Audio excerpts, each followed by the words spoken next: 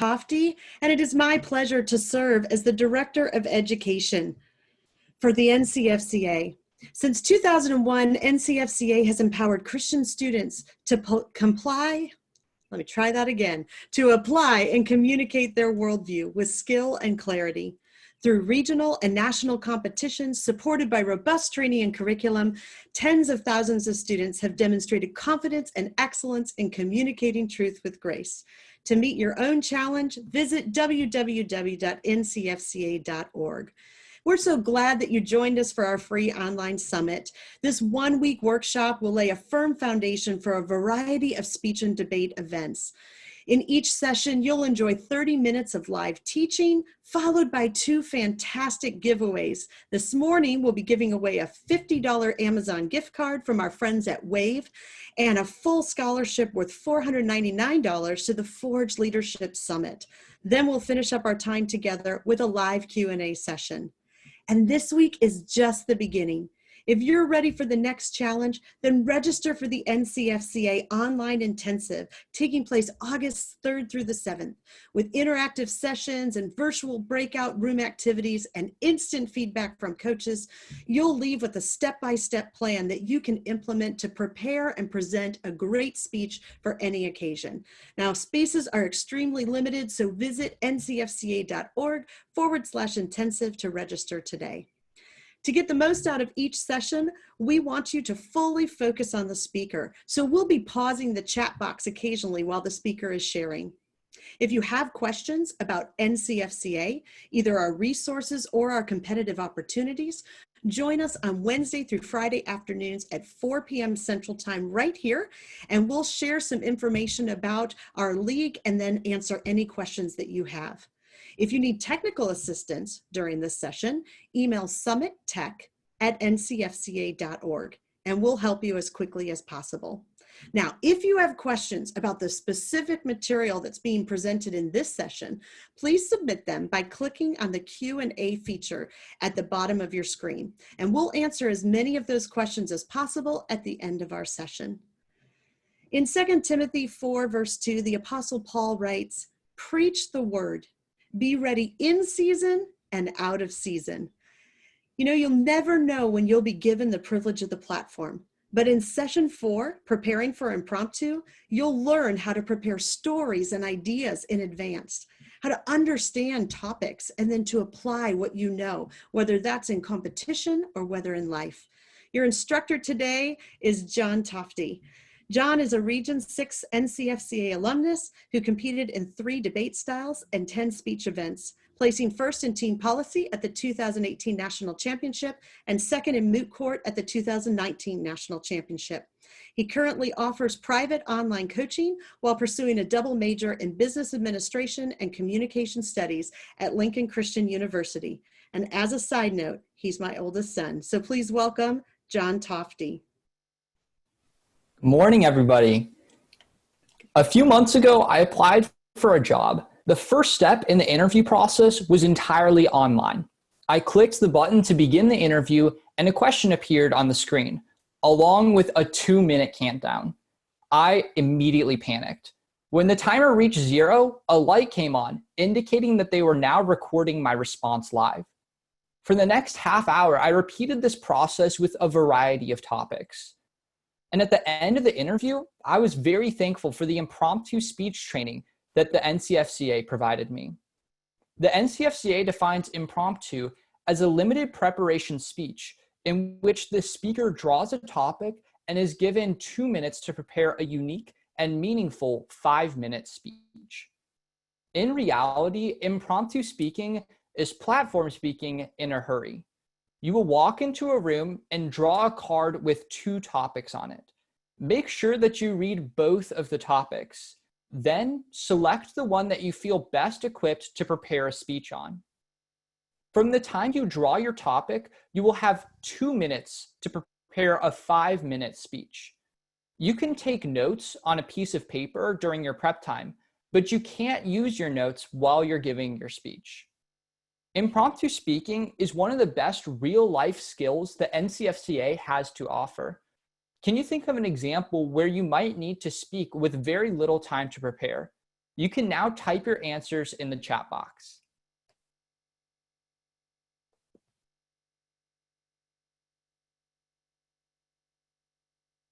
I see the classroom, everyday life, a job interview on stage, several job interviews, church, Sunday school, that's a great one, NCFCA competitions, debate, your faith. I see a lot of job opportunities and your faith. And I think those are two of the greatest ways that we're able to prepare impromptu speeches on the fly in communicating with our friends and family.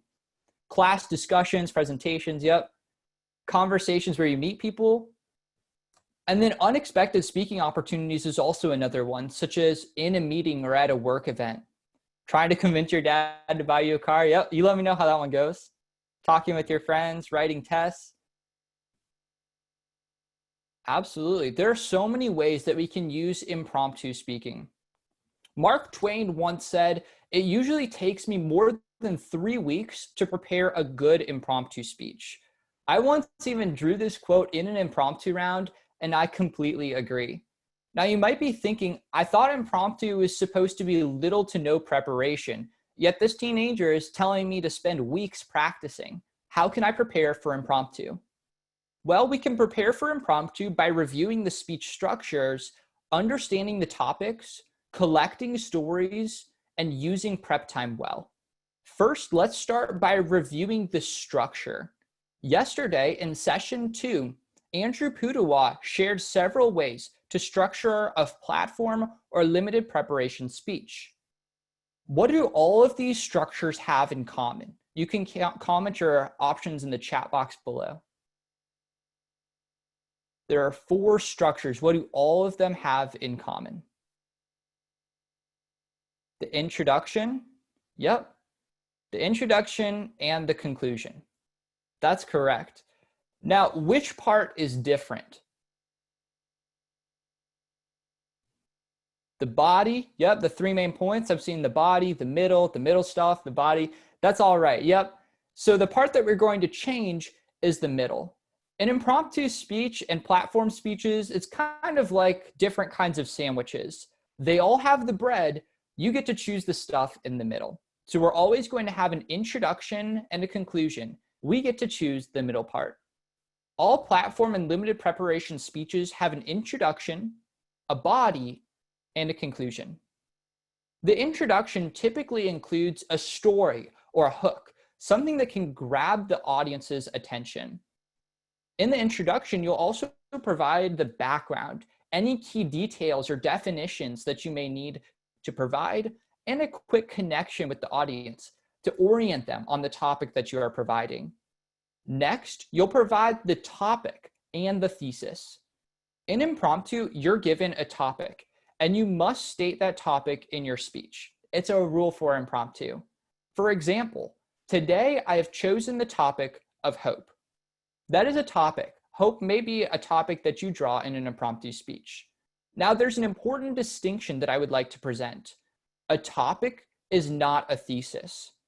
For example, today I'm going to be talking about hope. While that is a topic sentence, it is not a good thesis statement. In order to make a thesis statement in an impromptu speech, make a statement of fact or belief about your topic. For example, hope is real, and we can find it in these 3 ways. You can go on to list your proofs. Moving on from the introduction into the body is where you will support your thesis with examples or proofs. Classic rhetoric teaches us that the best way to advocate through the body is by using 3 main points or proofs. Make sure that each of these points are unique. Don't just say, hope is alive and here are my 3 stories about hope. What are some good examples of proofs? Not just stories, but proofs. Feel free to type your answers in the chat box below.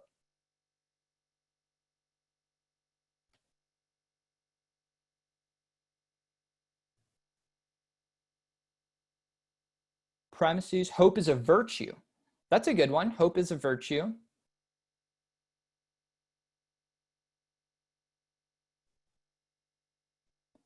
Hope is a necessary thing to humanity.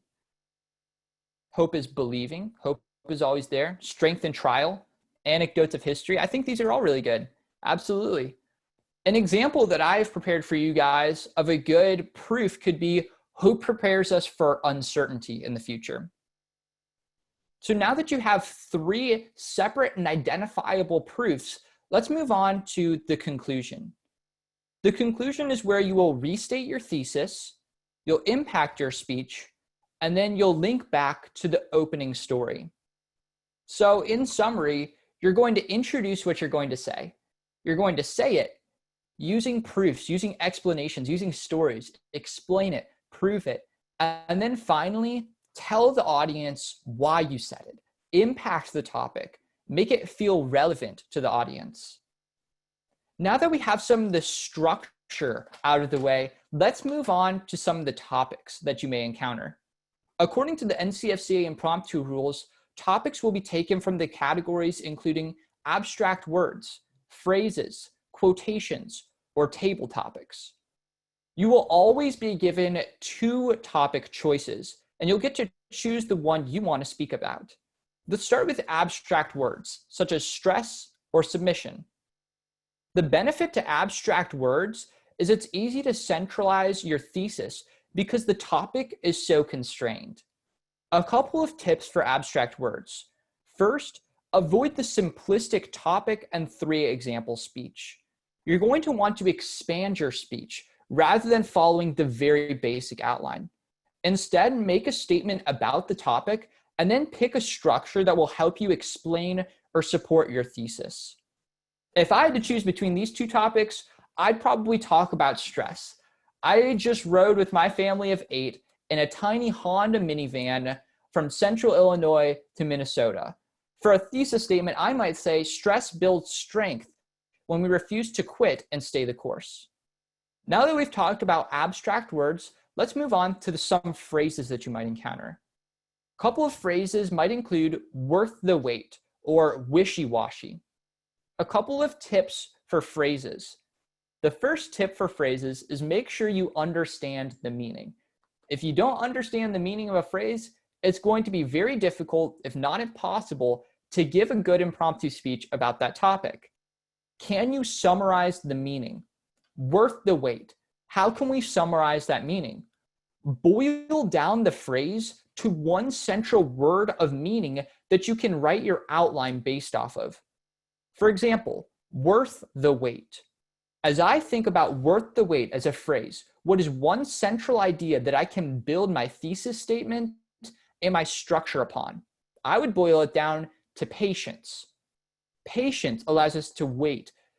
Your speech will be centered around patience, using the mantra of worth the wait.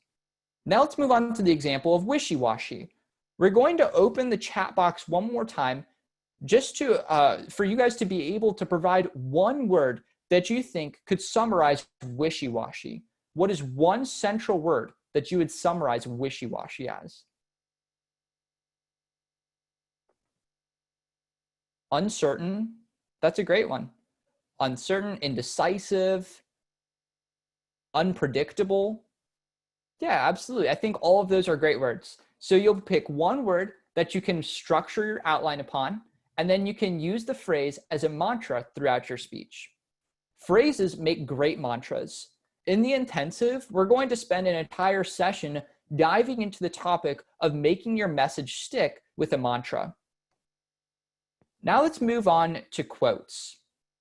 I'm going to provide you with 2 examples of quotes that you might draw. The first could be, to plant a garden is to believe in tomorrow, or to be grown up is a state of mind. A couple of tips for quotations. First, don't get lost in the quote. Sometimes quotes are long and have multiple different messages that you could draw from them. One time, I didn't fully read the quote. I prepared and gave a speech, and then in my conclusion, I reread the quote for the audience and discovered that the quote said the opposite of what I had just spent the last 5 minutes advocating for. So make sure that you read the quotes beforehand, you fully understand, and you boil down the basic theme of the quote. The next part is determining the one-word basic theme of the quote. As with phrases, you're going to want to boil down the quote to one word that you can focus on for your outline. For the first quote, as we look at that quote, to plant a garden is to believe in tomorrow. I'm going to list a couple of words that we could use as an example for this quote. These are some themes that I see when looking at this quotation. First would be hope. We're hoping in tomorrow. We're planting a garden for today. Another theme could be future or planning or even gardening. All three of these would be good themes that we could use to structure our speech upon in order to really focus that quotation down to one central theme that we can provide for the speech. For the second quote, to be grown up is a state of mind. We're going to open the chat box. Please place one word that you could boil down this quotation into one word that you could use as the theme throughout your speech. Mature, maturity, knowledge, believability, adulthood, wisdom. Yeah, absolutely. I'm seeing a lot of maturity and adulthood. It's a quote about growing up. So when I was looking at this quotation, the first thing that came into my head was Peter Pan and how he says, I never want to grow up. And so I was thinking about imagination and curiosity. So I think any one of these are topics that we could zone down this quote to give for our impromptu speech. Finally, under the category of topics, we're going to look at table topics. Table topics are often questions that are posed directly to the competitor, such as, what is your favorite place? Or who is your favorite celebrity and why? The benefit to these table topics is it asks your personal opinion on things. So you can speak directly from the top of your head, but still make sure to utilize a coherent structure. Don't just answer your question with your own personal opinion. Use a coherent structure, the 3-point structure as outlined earlier. Your thesis will become your opinion statement plus your reasons. In table topics, your thesis is your opinion statement and your reasons. For an example, let's pick the second question. Who is your favorite celebrity and why? I might say, my favorite celebrity is Chris Pratt because he utilizes comedy, he shares his faith, and he cares about his audience. In doing so, I shared my own personal opinion to the question, and I provided 3 reasons why that I can expound upon in my speech. Personalize your answer to the question. Use the questions that Zach presented in session 1 to generate some more ideas. Again, table topics are one of the best ways that judges can get to know you. So make sure that the speech is personal and memorable. Now that we've covered the area of topics, let's move on to some stories that you can cover in impromptu speeches. Under stories, we're going to want to start a collection. When my family goes on vacation, all 8 of us load up into our spacious Honda Odyssey, and we pass the time by listening to Lamplighter Theater audio dramas. Each story begins with an introduction to the fictitious Finney and Jones. Finney and Jones has a massive, massive library, and each story is different. Each story opens up with an individual voicing their concern about one area of life, and Finney and Jones provides them with a story to remedy that problem. Like Finney and Jones, we should all be collectors of stories. I'm going to give you 5 tips for collecting and providing these stories in your impromptu speeches. The first tip is to create the stories. As you encounter inspiring stories, write the highlights on a 3x5 card or in a journal. Write it down somewhere so that you're not going to forget it. If you hear something in a sermon or in a lecture, or just you're talking with your friend and you have a communicative quotation about something and you hear a story, make sure that you write it down so that you can use it for later. As Paige will be talking about and has talked about, there are 3 categories for stories that we like to draw from: historical, personal, and anecdotal. Under historical stories, you could have biblical stories such as David or Jonah or Job.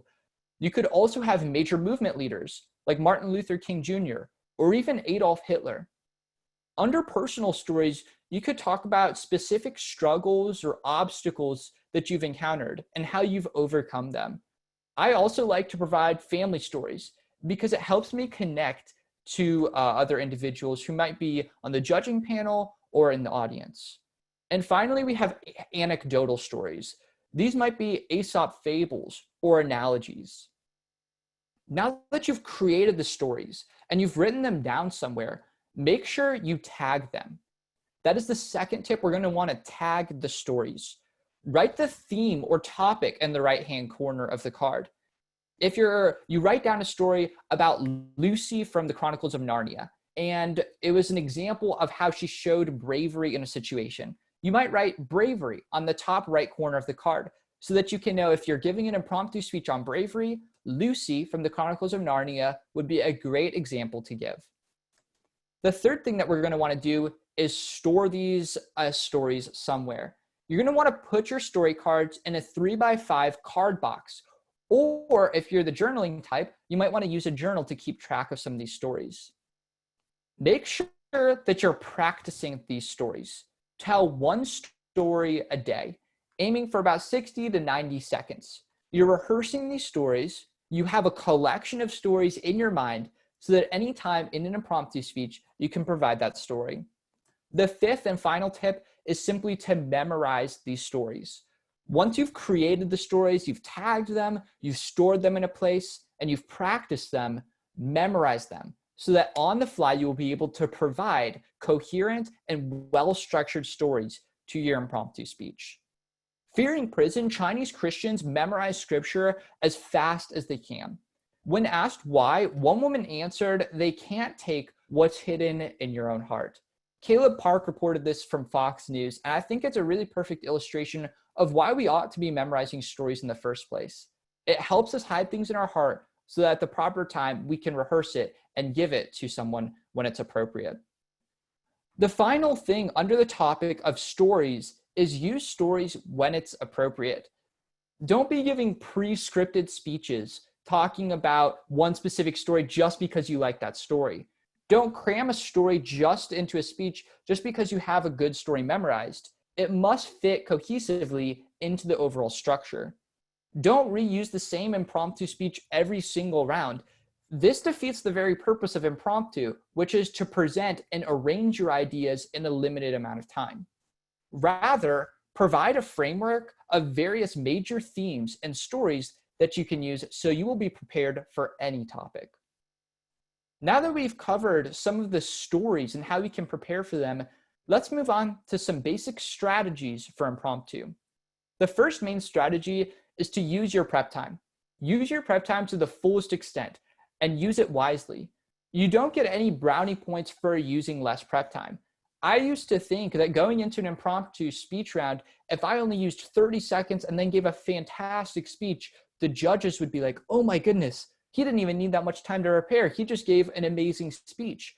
But the more I learned about impromptu, the better that the more time you spend arranging your ideas, the better the presentation is going to be. In fact, there's nothing worse than a competitor who uses no prep time, then proceeds to give a 30-second speech that says nothing of value. So make sure you're utilizing your prep time well. Secondly, sketch your framework during prep time. Rather than using your prep time to write out every single sentence you hope to cover in the speech, use that time to sketch main bullet points, such as your thesis statement, your 3 points, and your conclusion. Maybe throw in a story that you want to use under each. Also note, you only have 2 minutes to prepare for a 5-minute speech. Even if you use the full 2 minutes, you'll never be able to write out everything that you want to cover in that 5-minute speech. So make sure that you're only writing down the things of essential value. During your speech, it will be easier to connect the dots from point to point if you've established those main bullet points in your outline. Third, make sure to sprinkle your impromptu speech with stories. Stories connect to the audience. Ancient rhetoric calls it pathos. We like to use stories so that we can better relate to other people, whether it's personal, historical, or anecdotal. Finally, we want to begin and stop intentionally. Begin with a bang. Intentionally connect with your audience. Think of an opener, such as a quote or a question that you can connect very well with your audience and the judges. Also, make sure that you're ending your speech properly and not stopping abruptly. Intentionally link back to what you opened with. Link back to the opener and impact the speech for the listener. Now that we've covered some major tips for structuring your impromptu speech, let's put it all together. Suppose you walk into an impromptu room and you draw this topic card, hope and illusion. Let's walk through our prep time together. First, which topic would you pick? Go ahead and type your answers in the chat box.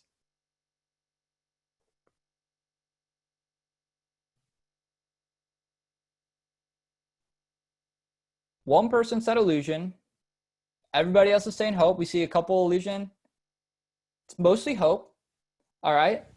And now that we've established which topic you would choose, why would you choose it? Do you have any good stories?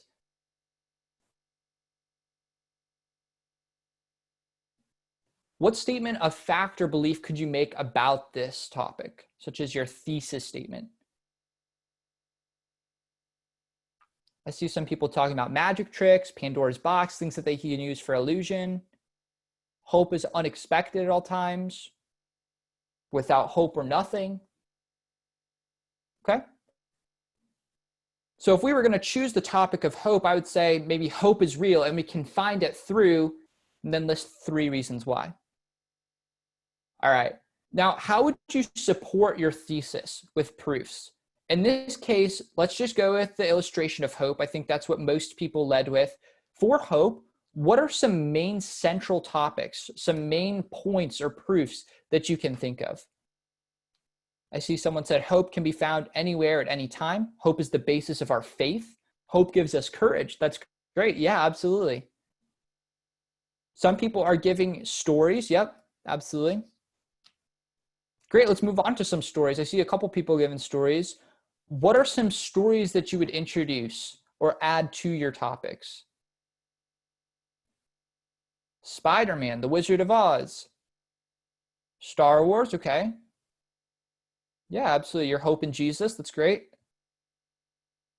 Corey Ten Boom, that's really good. I like that story. Pilgrim's Progress, yeah, a lot of hope there. These are all really, really good stories that you can sprinkle throughout your impromptu speech.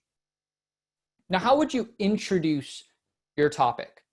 What would you use to catch their attention? Maybe a question or a quote or something that you're thinking off the top of your head. This would really draw my audience in. I see some questions. Have you ever hoped? Star Wars: A New Hope. Yeah, absolutely. Should you live by hope? Absolutely. These are some really good questions. All right. Now that we've covered how you would introduce your topic, how would you link back to your opener?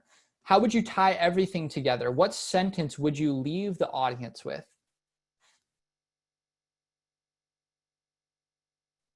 You need hope to be courageous.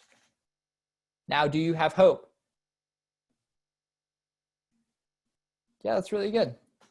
That's awesome. I see a lot of really great sentences that we could end with in order to leave a meaningful and impactful speech. So I'm going to go through and I'm going to be giving a couple of main key themes that I took away from this topic of hope and how I would structure my impromptu speech during prep time around it. So first, starting off, I would probably pick hope as opposed to an illusion like most of you guys. Illusion in my head just seems a bit vague to me. So I think it'd be harder to brainstorm stories that are more applicable to the judges versus hope is something that everyone must have because everyone's encountered a tough time in their life. So I think hope is probably the thing that's going to connect a little more. If you're a magician and you know lots of magic tricks and you can find a way to make illusion become relatable to the judges, by all means, go for it. Pick whichever topic you feel most suited to give for the audience at that time. So I'd probably pick hope, and then I would open with the thesis. I would say, since hope seems to elude many people today, I'd probably say something like hope is real and we can find it. And then I'd give my 3 points. The 3 points that I brainstormed a little bit ago were remembering God's faithfulness in the past, remaining steadfast in the present, and relying on his promises for the future. Now, a couple of things to note about these points.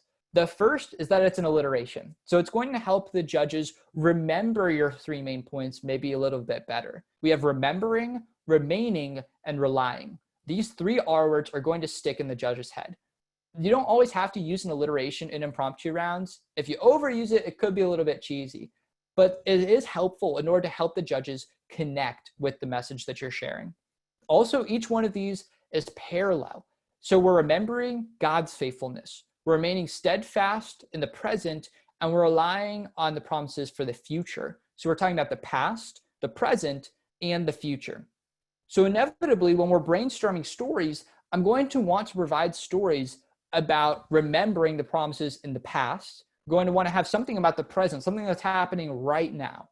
And I'm going to want to have something in mind about how we can prepare for the future, how we can rely on God's promises for the future. So a lot of you provided really great examples, and I think any one of those would be adequate to provide a good example, a good story for this impromptu speech. When remembering God's faithfulness in the past, I would probably use the story of Job.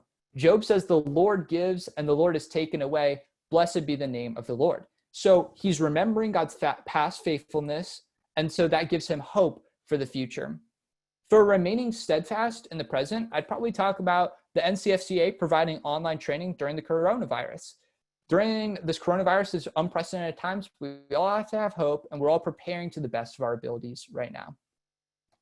For relying on the promises of the future, a lot of you guys said Corrie ten Boom. I think that's really ironic because that's the same one I chose. I think that's a really great story. I would probably use that same story because Corrie was always looking for God's future promises and looking for the promises that would deliver her from the jail and prisons that she was in. So I would introduce the topic probably starting with something that is relating to the audience immediately. Probably the best and most tangible thing that we can provide right now is the coronavirus, because that's impacted so many people. So I would open up talking about the coronavirus, how it's impacted so many lives. School was canceled, plan was canceled, travel plans were canceled. And I would probably pose them a question such as, will we ever return to normal? Is there any hope of returning to normal?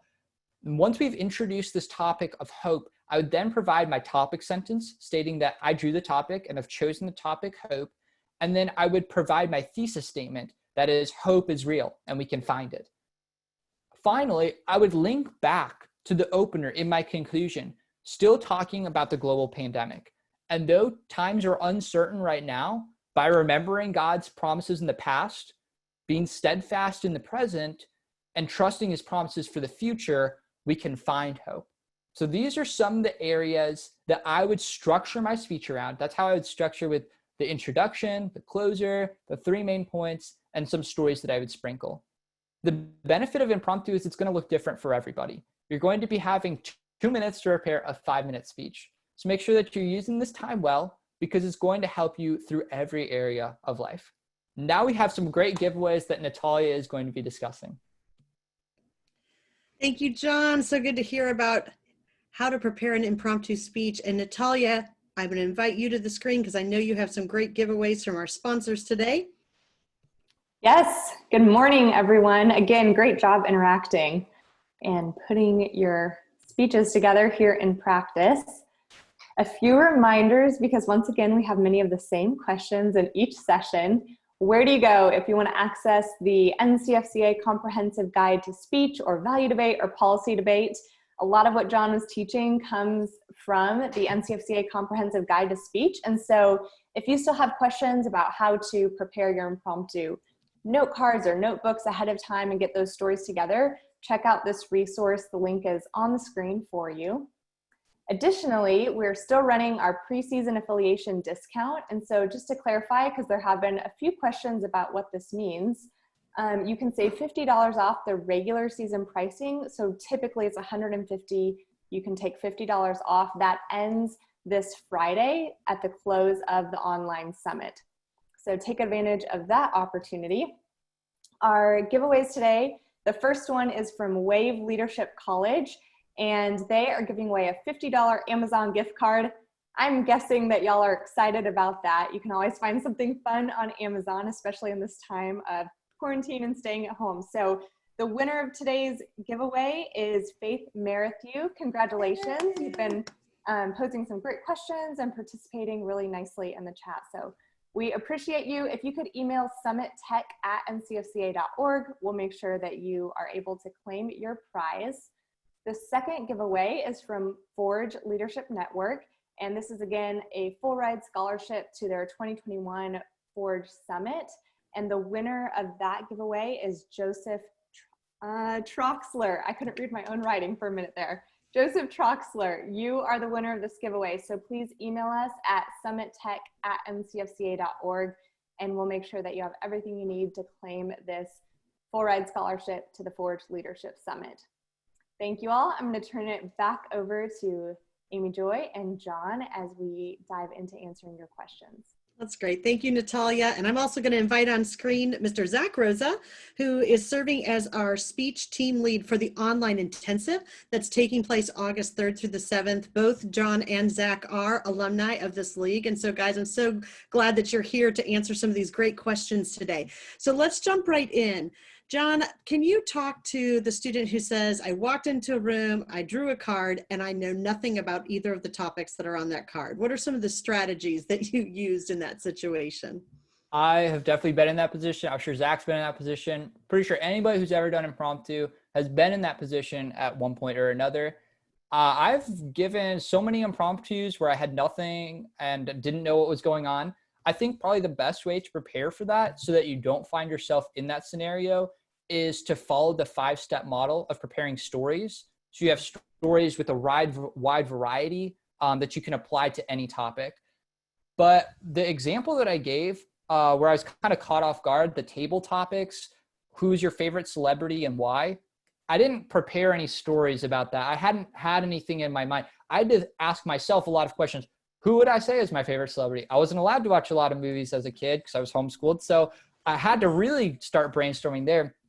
And in those moments, I think the best thing you can do is start asking yourself questions, such as who is admirable? What defines how a person is admirable? In that scenario, I started looking for people that I had seen or I had heard about in the news, and I could talk about how the media reacted to them and how the Christian community reacted to them, how I reacted to them, things like that. So I think probably the best way that I would navigate that situation if you have nothing is to start asking lots of questions, even to the judges. If you're talking out loud and you ask these questions, so what does the Christian community think about them? And then provide them with an answer. I think that's probably the best way to approach that if you have absolutely nothing on a topic. Just start asking questions and then trying to answer those other questions that you have in your head. That's great. Zach, any other thoughts to add there? No, I think John hit the nail on the head with that one. I will say, like, I have heard of students who pick a word that's just not a word they understand at all, and all three of them they just can't get, and so they'll talk about confusion and say, I interpret this word to mean confusion, and go with a speech with that. I don't know how well they did, but they were relatively good speakers, and there were words that were pretty hard. So I'm sure they pulled it off. But it really, impromptu is a way for you to grow and practice new things. So have fun with it. If it's something you don't understand, you get to interpret the word.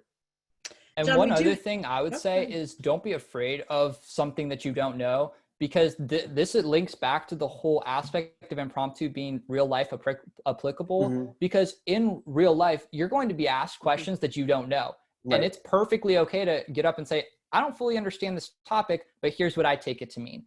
And I think that's how you're going to actually use impromptu in the long run, not just in high school, not just using it for speech and debate, but actually applying it to the real world. Then you're building those skills so that you can use it in anything, job interviews. Anytime you don't know something, it's an opportunity to learn.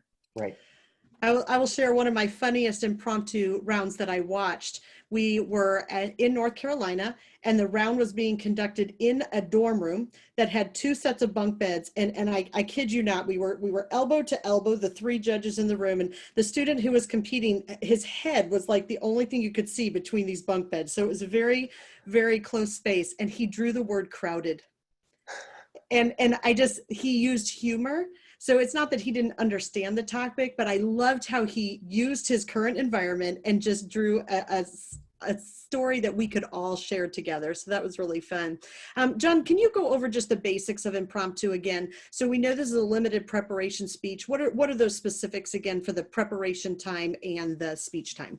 Yeah, so a couple of specifics. You'll walk into the room. Usually the judges will already have the cards cut. So it'll be one card and they'll be setting on the table. There's probably about 8 or so of them. It depends what speaker position you go, obviously, but you'll walk into the room. There'll be these topic cards face down. You won't see any of the words, any of the quotes or anything.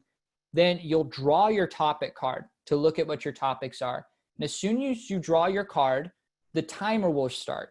And the timer is the 2-minute countdown that begins your prep time.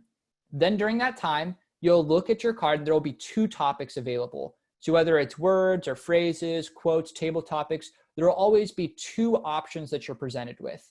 During that time, you'll select which one you want to do. You're going to read it, obviously. You're going to select which one you want to do after that. And then you'll spend your prep time preparing for that, whatever the topic is, formulating your topic sentence, your thesis, creating your outline, and then prep time is going to expire after 2 minutes. The timer will beep. You'll get up and the judge will start the 5-minute speech. So that's just some of the really nuts and bolts of impromptu. That's kind of how the round will work for you. So, and that's speaking specifically of competition. So if you're going to compete in this event at an NCFCA tournament, that's a little bit what it would look like. I mean, impromptu in life is completely unpredictable. You don't have prep time. You don't have topics. You're not prepared with anything. So, I mean, NCFCA is very generous to provide you with prep time at all. So, I mean, in life, it's going to look a lot different than that, sure. But yeah, as for NCFCA competition, that's some of the structure that NCFCA provides for their competitive guidelines. That's great. And Zach, for you personally, what kind of openers have you found that are best? Do you prefer stories or quotes or something else entirely? Right. So just a general way I typically did impromptu is I would tell 2 stories in impromptu, and that's it. That's just my style. You find your style over time. Like I started with so many stories and then I realized I only have 5 minutes, so I can only really tell one story super well. And then I can have another story that I can use as an intro and conclusion. So my introduction would be opening with the beginning of a story, and then I would leave the audience hanging and I would close with the end of that story. And that story wouldn't usually be in depth about people's personality and stuff like that. It would be more like a big historical event, like the people of the Alamo. I would start with their story, talk about the line in the sand that was drawn, and then I would stop there. And I would talk about facing challenges. You know, when are we willing to cross over those lines in our lives and take up a certain challenge? And then I would close with the story, tell them now they didn't even know it was the Alamo at that point, unless they're really into history. And then I would tell them about where that line was drawn in the sand, how that happened. And then somewhere in between there, I would tell one story and tie that story into my 3 points. That's great. John, what did you find most helpful to start with? So I think I use the split story method a lot. I think that's kind of what Zach was talking about, where you have a broken story. It's only part of it. They don't quite know what's going on. That leaves them intrigued. They're like, oh my gosh, what's going to happen with the story? Then at the end, you're like, boom, here it is. And I think that helps out a lot because it leaves them in anticipation. And then they have a sense of finality in the last part of your speech. It's all brought together very well. So I think that's probably the most structured way to do it. Another way that I like doing it is asking a question. But I don't think like asking lowball questions is the way to do it. Like, do you hope? Or something like that. I mean, I think that's a good starting question, but I think that's really, really basic. I would ask more a question directly tailored. Like, when was the last time that you faced a challenge? What was the last big thing that you felt despair in? Something that's going to cause them to really think about, oh my gosh, I lost all hope. My life is completely dark. Then they're thinking about it. They're obviously gonna be like, yeah, of course I've hoped. You know, I'm a human. Everybody hopes. It's something directly to them that you're causing them to think. Then in the conclusion, I'd probably ask them, it's still a split story of sorts, because I'd ask them, think back to that time when you felt utterly in despair, without hope. Now, next time that this same situation arises, use these 3 practices that we talked about in order to provide yourself with hope, in order to get yourself out of that situation. So I think in any impromptu, I think using the split method that Zach was talking about, providing a little teaser in the introduction that's going to link to your whole speech, and then really bringing it home at the end with the finality of that story, I think that's probably the best method that I found as well. Right. And as you get more advanced, and I'm sure John has done this too, it's you start with the story, then you go into your question for the audience, Then Right. you end with the end of the story, and then you end it all with another question. That's great. So you can just kind of pile onto it as you become more advanced in it. But it takes a lot of practice just to get to that point. But it's really fun. I So- once asked an advanced impromptu speaker when I was really, really young. I asked an advanced impromptu speaker, so what do you use to introduce your topic? Do you use like a quote or a story or a question? And he just went, yes, like bring it all in. Let's introduce this story. And so, I mean, I think that's kind of what Zach's talking about too. And I like that because the more that you experiment with this, you can throw in a quote that relate about a story and pose a question. So you're really bringing it from all aspects. And when it's done well, it's really a masterpiece. And there's one more thing to add, like you kind of need to risk it sometimes to grow. And so I have fell flat on my face trying to put too much into an impromptu and failing with that. Like it just didn't work. And I'll realize next time, okay, like I need to practice these transitions between so many different concepts a little better before I can do it. But trying it never hurts. Is that one of the reasons why we talk about a 60 to 90 second story? It's because you have such a limited time to share that story in an impromptu speech? Yeah, that, and then 60 to 90 second, that's if you're telling several stories, I think. Like that's why I picked one, because personally, I like to go deep into the one story. And I thought that helped me separate myself from some of the other speakers there. But really, people do it very differently and do it extraordinarily well. And you will find your impromptu style as you compete. That's great. So yesterday, Andrew Pudawa shared with us some different structures for speeches, for platform speeches in particular. And in the NCFCA, we know that under the platform category, we have both persuasive and, I lost it, persuasive and informative. Thank you, informative. He called it expository. So yes, so we have this different idea between examples and proofs. So when you're giving an informative speech, you might have points or examples. And when you're giving a persuasive speech, you're giving the proof for why you believe a certain thing. So in impromptu, do you lean toward one style or the other, or is either okay? I like to push the audience to like choose my position. So I think persuasive is usually the way I went. So like I would be like, today I'm going to try to persuade you. This is my stance on the topic. This is how I feel about it. You should feel the same way. I think that helps connect myself, because then they're either going to agree or disagree with me, but either way, they're still thinking about me, type of thing, you know? So I think that was my strategy, is a persuasive speech style. But there are some topics you can't do that for, like celebrity. You can't be like, oh, you know, don't like celebrities, so you should never pick a celebrity. Like in those scenarios, it forces you to choose a position. You can't write a persuasive speech on that per se. So I think it's really situational. I flopped back and forth between doing persuasive and impromptu style impromptus, or persuasive and informative style impromptus. Yep. That's great. All right, Zach, we have a question here about Bible verses. Are Bible verses encouraged? Are they required? What does that look like in a Christian speech and debate league? Okay, I think I got this question last year during the summit. And so I'm kind of excited to answer this because this is one of my pet peeves. I'd say Bible verses are welcome in anything you do if you're not doing it to please a Christian audience and you're not just trying to check a box. I competed in apologetics and impromptu. I basically competed in pretty much all the different speech events. And if I realized there was a Bible verse that was particularly important to me and it very easily tied into my subject, I wasn't trying to force it in there, then I would put it in there.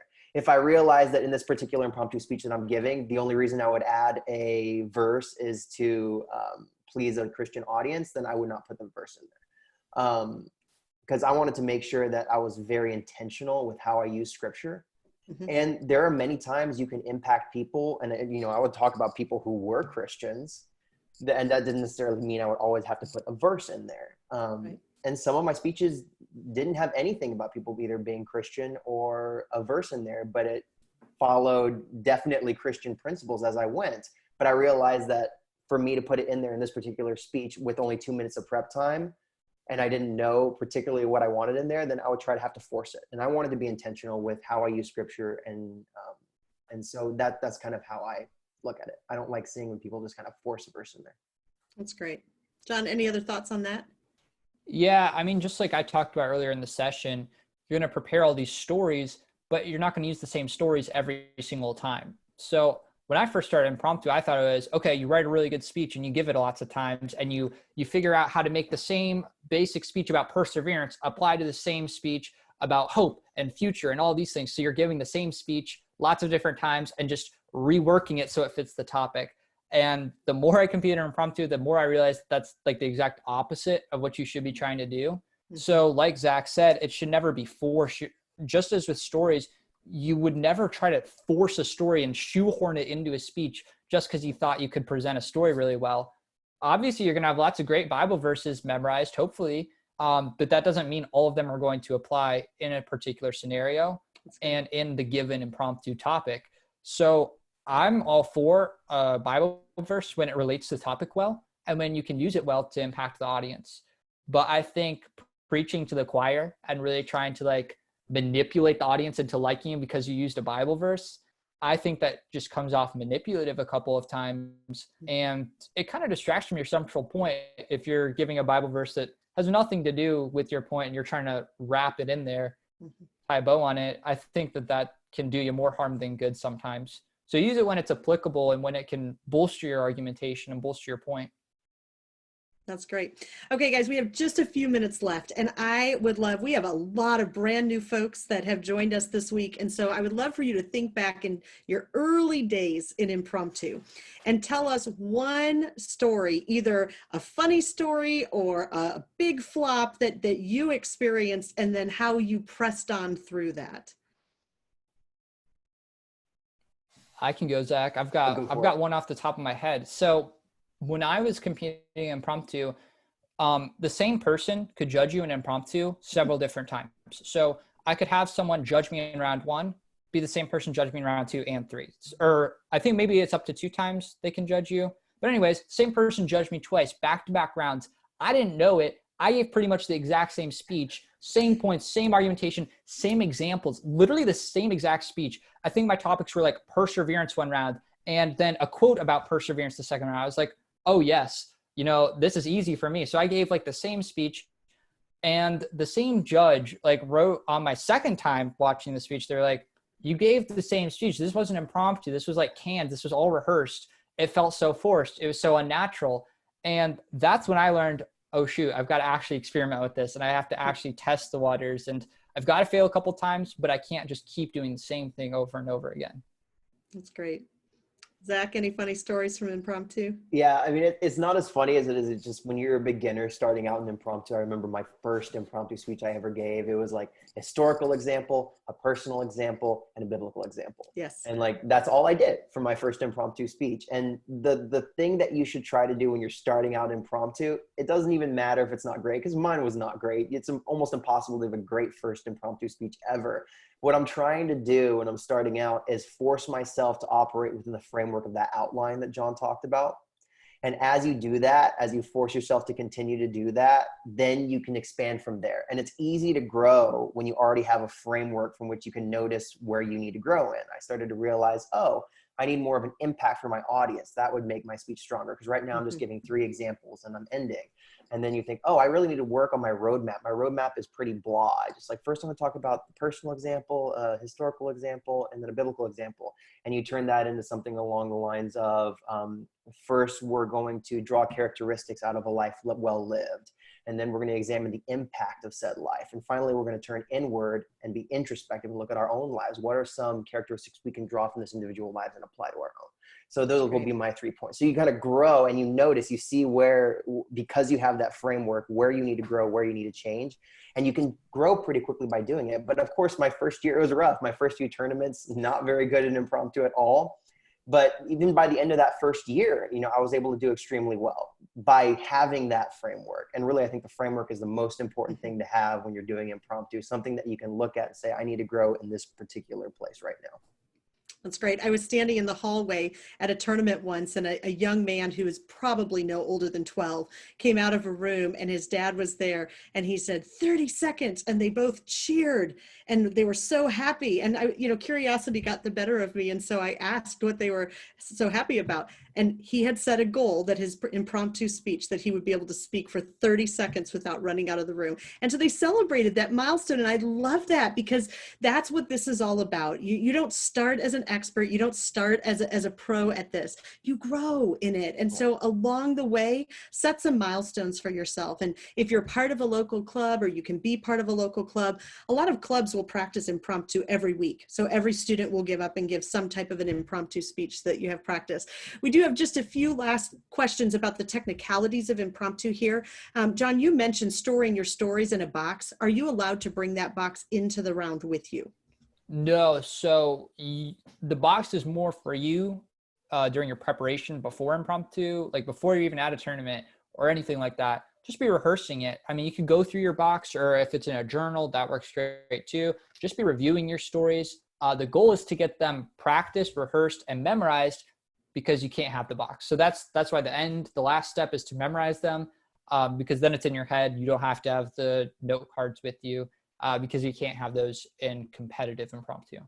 And that is a difference from the topic we're going to talk about at 1 p.m., which is apologetics. So come back to hear about how you can use the apologetics box in the round. But for impromptu, you have to just do it all from what's in your memory, what you've stored there. So Zach, talk to us a little bit about memorization. So one student related a story where they had 3 points, and they gave the roadmap, and then they remembered their first point and forgot the second point. So how do you work on memorizing or being able to remember what it is that you're going to talk about while you're doing it? Yeah, no, I have made that mistake too. I have gotten up, given my 3 points, finished the first one, got to my second one, was like, I have no idea what I was supposed to talk about for my second point. And so I kind of fumbled through till I figured out something else I could talk about, and just kind of pulled through. I got lucky, but it was a pause, and it was embarrassing. It just happens to everybody. It's natural. I think, which is one of the reasons I started structuring my impromptu to have a very logical flow kind of through the story of one person's life. Because that would help me, because I would be like, I don't now have to worry about remembering 2-3 very separate stories. And when I say, I want to say this, when I say I use one story, that doesn't mean I use the same story for every impromptu. I'm just saying, in a certain impromptu speech, yes, I will pick one of my many stories I have, and I will primarily use that one to illustrate my points. So have many stories, don't just tell the same one over and over again. But that was one of the ways it helped me to remember. Some other ways, people say bringing a card into the room and writing it down on the card. They cannot take the card up when they speak, of course, but they can write it down and leave it on the table and then go up and speak. Some people, it helps to write things down before they go up and do it. I personally didn't bring a card into the room because it took me more time to write it, and I thought I could spend that time thinking of what else I would say. So it's a personal thing. Some people bring cards, some people don't. As you compete in impromptu, you begin to structure your speeches to overcome some of those challenges, like forgetting your second point, forgetting your third point. That's great. Okay, last thought for the day. John, as I go back to you, I know you're in college now, so tell us a little bit about how impromptu prepared you for college. Oh boy, I mean, in like every facet of life, impromptu skills have translated into like college life. So as far as like meeting new friends or job opportunities, well, I didn't have a job going into college. On move-in day, I had a conversation with the guy and got a job. Like, he was just like, you want a job? I got a job for you. We talked right there and just hit it off, and I got a job like right on the spot. In classes, like if a professor calls on you, you're going to have to say something. I mean, things like that where you're not even thinking, oh, this is impromptu speech. It's still impromptu skills that you're using. So I think impromptu definitely prepared me for conversating with people of all ages, demographics, things like that. That's great. And Zach, I know you are well into your career. So how do you use impromptu speaking in your career? I mean, I just think the other day I was at a car dealership looking at a car, and the guy in the back of the car, my wife and I were in the front seat, and the guy in the back who's driving with us, he goes, well, how are you going to change the world?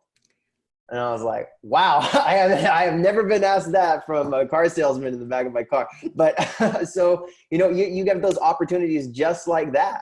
And so it doesn't need to be a long speech. It doesn't need to be anything great. And I basically told a quote, kind of butchered a quote that I didn't have perfectly memorized, but I had talked about something I had read along the lines of when it was people say it was written by a monk, but I think it was just some smart person on the internet who attributed it to a monk to make it sound more smart. But anyway, it was like when I was a young man, I wanted to change the world, and I realized I couldn't change the world. So I tried to change my nation. And when I realized I couldn't change my nation, I tried to change my community. And then when I was an old man, I tried to change my family. And when I realized I had no more time left to do that, I figured out that when I was a young man, I started by trying to change my family could have changed my community, my nation, my world. And so I said, really, at this point, what I'm trying to do, I'm trying to make a difference in the people around me, and that's going to have a compounding impact. And so you learn those skills in Impromptu. It's never going to be like now you have 2 minutes to prep on a 5-minute speech. But as you do that in competition, you begin to find ways and learn stories that you can then compact and tell to specific questions you get.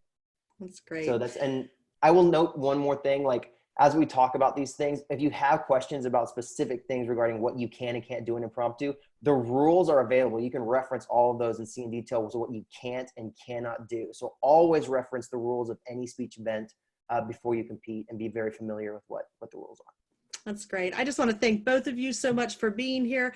I do want to encourage you parents who are in the trenches. It is so great to be on this side of the NCFCA, to have a son who has competed for all of his junior and senior high years, and just to see the impact that has made. We say often that NCFCA is the single greatest thing that we did in our educational journey. So I hope that you have been interested in that and will join us for future events. I do want to just point your attention toward the online intensive.